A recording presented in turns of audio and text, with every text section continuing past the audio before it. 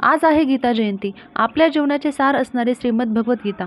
मार्गशीर्ष महिन्यातील शुक्ल पक्षातील एकादशीला कुरुक्षेत्रावर भगवान श्रीकृष्णांनी अर्जुनाला ही गीता सांगितली होती. तोच आजचा दिवस.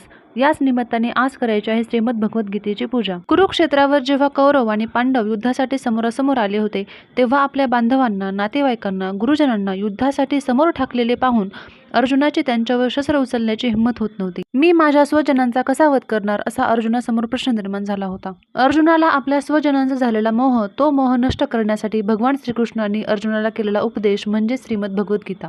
गीतेमध्ये एकूण 18 अध्याय आहेत. त्यामध्ये श्रीकृष्णांनी मनुष्याचे कर्म कसे असावे व मनुष्याने कसे जीवन जगावे याविषयी उपदेश केलेला आहे. श्रीमद भगवद्गीतेविषयी एक अभंग आहे. गीता गीता गीता वाचे जे म्हणती, नाही पुनरावृत्ती तया नरा. स्वमुखे आपण सांगे तो श्री विष्णू, श्री गीता हा प्रश्नू अर्जुनेसी. आपली पूजा चालू आहे, तोपर्यंत तुम्ही चॅनलला सबस्क्राईब करा. भेटूया नेक्स्ट व्हिडिओमध्ये. राधे राधे.